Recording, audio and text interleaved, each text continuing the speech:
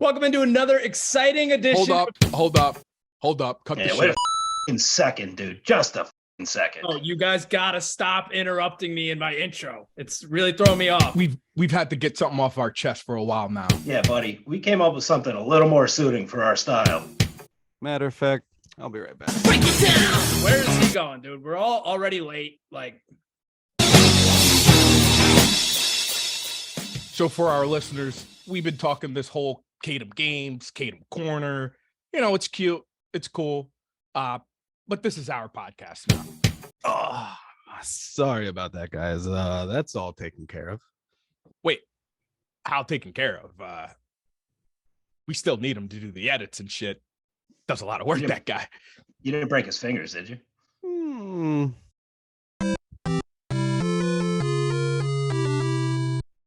Is this necessary? Could have just had a meeting. Didn't have to do all that. I would have been down to change the name. Anyway, welcome. Stuck on the home screen. Presented by By the Degenerates. The Degenerates. And produced by Kadhim Games. Shut up, dude. Go yourself. Had to throw that in. Call it the nicest dentist in Philly. There's not nice ones. Start of this podcast was a rebrand, so it's only fitting that our category for this week is going to be rebrands and more specifically towards video games. We're talking about remakes, remasters. That's kind of the wave right now for gaming, which I don't know if that's a good thing or a bad thing, because does that mean we're running out of ideas? Are we back in Hollywood? Is gaming turned into Hollywood, or what's going on there? Really good point. Because as we know right now, Hollywood, outside of the Marvel juggernaut, nobody can really think of any. That's not really that original either. I mean, it's comics. and it's getting played out too at that. Getting a game that was strictly console and now it's on PC. Is it already a better version of what players might have been playing on a console, you think? Graphically, yeah, stuff too. But we end up getting like collections. So it'll be like just for example, the Master Chief collection came out on PC. I don't know if you guys have that, but that's like 5 Halo games. People love going back to the old maps on Halo and doing all the super jumps and all that stuff. So it's just Blood Gulch, and I was one of those scumbags that knew how to fly the NG up to yeah. Well, I'd be up there with a sniper rifle. Like, good luck, have fun, dude. GoldenEye re-release. I'm pretty sure we all loved GoldenEye growing up. I can say that pretty. Yes. If you pick Odd Job, you're. I was the younger brother, so I pick Odd Job sometimes. Gotta get your one-ups where you can. Yeah, let me just throw that out there. I feel like they could have made a really good remastered or a reboot. Like, I feel like they went for remaster, but this is a reboot that could have worked. You know, you could have made this like a really dope campaign and not just upgraded the graphics. You've had enough time at this point. Like, what? Why not? Did you Final Fantasy VII remake? Did you check that out? That's the one with Barrett. Am I correct? Yeah. Yes, I did. I got through a good chunk of that and enjoyed it. It took me all the way back, and I was like, "Holy shit! How did I get away from these types of games?" Because I loved that shit growing up. One of the big differences, they got active time battle, which is the ATB system. The difference between that and the turn-based is obviously, traditional Final Fantasy. You select fire spell on a cactus, it dies. You get turns, your bar fills up. Active time battle is kind of a hybrid between that and like you just run up and slash stuff. Like when your bar fills up, time slows down a whole bunch, and then you get to like make your chess moves, and then it plays out kind of thing. Do you like something like that? Like, is I do. For a new system, I mean, it's got to be refreshing after playing it for so long. The turn-based shit is awesome for what it is, and if I want to do that, I would just play an original Final Fantasy. Is one of the towns in Final Fantasy, is it called like Cloud? Am I making this up? Cloud City? Something? Yeah, no, you're making it up. The main character's named Cloud, but Midgar. Midgar. So I heard that a lot of the details in Midgar were a lot better in the remake versus obviously the original, but it kind of brought more immersiveness to the game, I guess. Yeah, so like there's an above area of Midgar that you can now go to. This whole game pretty much takes place in Midgar, which is different from Final Fantasy VII, the original, because that's pretty much where you spread out and then you get on a world map. So like this whole game takes place in this city pretty much. So it's in a lot of ways, it's a honed in version of the game because it's going to be spread out over several games. Wedge and Biggs and what's the other dude's name? Wedge and Biggs, and there's another, and Jesse, I think. And they're like I was talking about, those NPC characters who just are nothing, but like they give them storylines, love interests, and like the whole gambit in the remake. Then obviously there's voice actors now, which there wasn't on PlayStation 1, at least on Final Fantasy 7. So that makes it interesting. Big, huge. Yeah, you were just reading shit. Yeah, just the f are we doing? Probably why I got away from those games. Yeah, I've seen some of those chunks of text coming from Final Fantasy. Yeah, okay. Yeah. Yeah, I saw a cousin of mine, and he's like, dude, you gotta check out this game, Final Fantasy 7. I was like, word, let's go. And he showed me, and I was like, you have to read the whole time? He's like, yeah. I was like, oof. Dude, oof. I can read good, but I don't wanna. It was really cool for us, especially because the first level of the warehouse was based in Albany. 518, baby. Yeah, dude. And they use Season Skate Shop as a reference in the store for where you get some of your clothing and all that. Sweet. We had a good time. There wasn't too many new songs on the soundtrack, but they kept a lot of the original soundtrack intact. Superman by Goldfinger. That song got put on the map because of Tony Hawk. Is that Jerry's a race car driver? Oh yeah. You know that song came on. You know what it is. Yeah.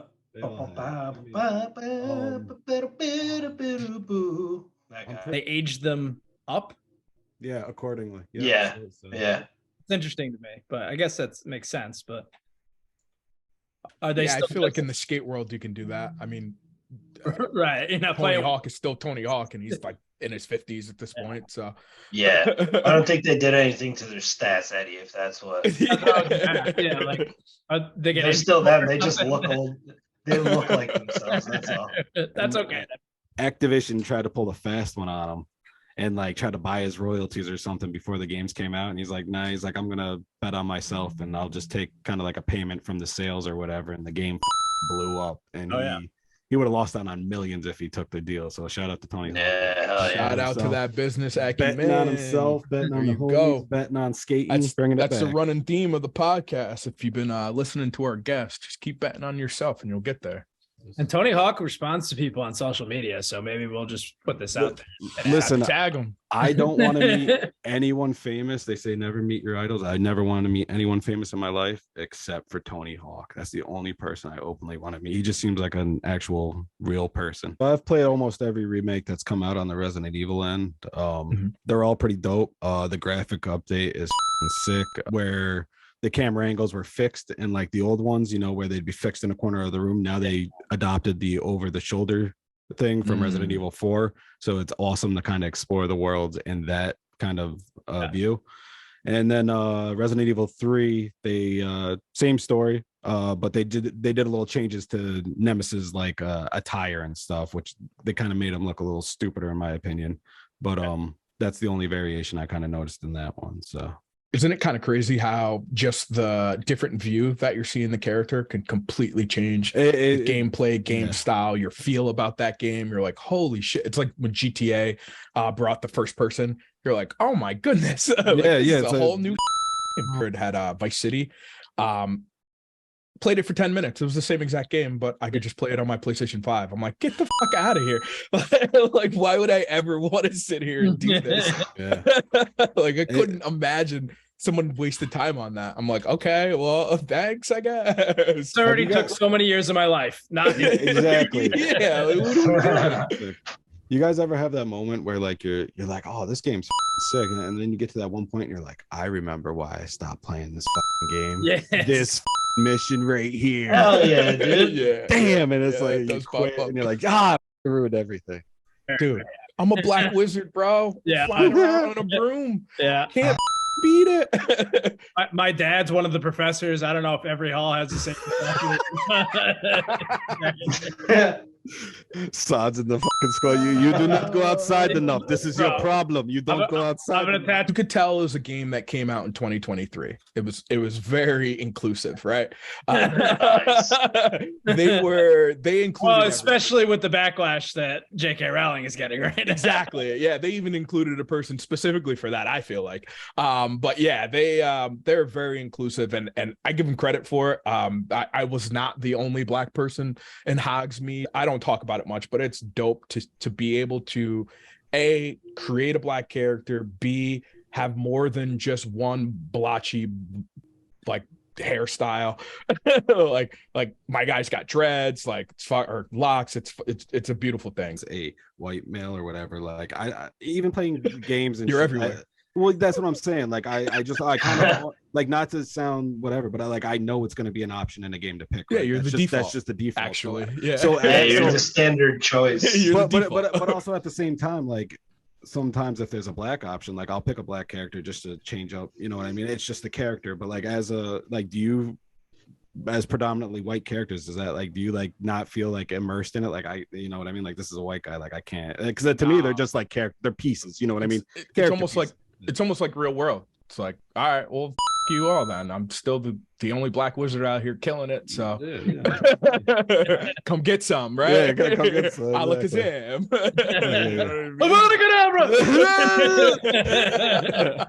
Me, at least, it doesn't take me out of it any, especially if I'm already there to kind of be in a fantasy. As long as you let me create me, though. Right. If I can't even be created, then not so much. I'm like, what the fuck, dude? Like, at least let me get a tan or something. Like, give me a break. Side tangent. This is our podcast now, Ed. Shut up. Yeah, shut the hell up. You're done with that formal shit. Jesus. Where's my ketchup in my teeth? I'm gonna walk. I think you already ate them, bro. I think I caught you eating the pez. Oh yeah, I've been eating. This is all that's left in my teeth. It's just crap. I only used 2 of them, but the whole pack is gone. Off the date, but Star Wars Knights of the Old Republic, they're gonna remake that at some point. All right, hold up. No, let's go into this. You see what I'm saying? Like we're stopping a little short here, guys. We're stopping a little short here. Arguably the best Star Wars game ever created, right? Oh my god. By far. So there's mixed stories coming out that they're already getting some good headway. Things have stalled. So who knows when we'll actually get it, but that's being kicked around right now. So if that comes, that's probably number 1 on my list to eventually pick up and play. Yeah, I'm playing on the Switch, Knights of the Old Republic. Just I don't even want to say it's remastered. Like it seems like the graphics are not that different from what N64 it was on, or was that Xbox?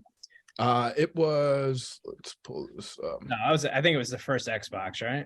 Yeah, I think it was the only Xbox I owned. Correct. Yep. Yeah, and got one red ring of death, and that was it for Xbox. Hey man, never went back. I'm like, nope, can't trust it. Yeah, dude. I think that was the red ring of death for the whole company, honestly. Yeah, for a while. Didn't have that shit going on. And that's when I switched back, and I was like, yep, PlayStation's it for now on. They at least weren't as obvious about it. It just wouldn't work. It wouldn't give you a red colored ring to tell you it's not working. Yeah, why is that built in like that? That was a miscalculation on their part. That's for sure. Oh, they're gonna love it. They're gonna know their system's not working. We can't do anything about it. Brick right now. Great. Shit was so insulting, dude. Slap in the face. Clancy has a huge web, right, of games and shit. But Splinter Cell itself, is that one contained story? Yeah, listen, my man Sam Fisher's been through the Fisher's the dude. Ringer. He works with some of the people in Rainbow Six, like in that Xbox 360 era, I think it was when Rainbow Six Vegas came out. I'm pretty sure there was a mission where you worked with I think the dude was a German guy. He was like the leader of the Rainbow Six team, and you go on some mission where you do some clandestine shit to open up basically their race. Spanish guy that it was his second in command. It was like an American Mexican dude or whatever, I think was Rodrigo Bolaswama. Might have been. I don't know. His file's sealed, so we don't know for sure. There's just whispers that he's now called the Ghost. I don't know. Yeah. Last seen in El Mazra. Anything else you guys want to touch on? Yeah, can we get a remake of an Ape Escape game? That'd be awesome. Thank you very much. I just want to speak that into existence. Oh, you heard it here first, folks. Yes, sir. Escape. That's what Gizzy wants. Give the people what they need. This has been our remake of our podcast. Sounds pretty similar, but we have a new name, and it is Stuck at the Home Screen. Presented by the Degenerates. Hey, my face is very sticky and hard from this ketchup. Oh. Yeah, bro. I had 2 forms of blood. Like I went all that out. shit off your face. This cup is cherry juice, and I had for my face. I had ketchup. Dude, one of the takes you had when you spit out the teeth, you could see the cherry. Use that one. It looked. I'm sorry. I probably laughed while you're doing it, but I was like, I held laughter. Good. I don't care if you're laughing. That makes it funnier. I'm sitting here like, yeah, tried so hard not to laugh. Think about this. Way more. Live studio audience. What do you think of your dad getting beat up? Yeah, it would never happen. I know. It's made up. It's fine, dude. Keep gaming, guys. Yeah.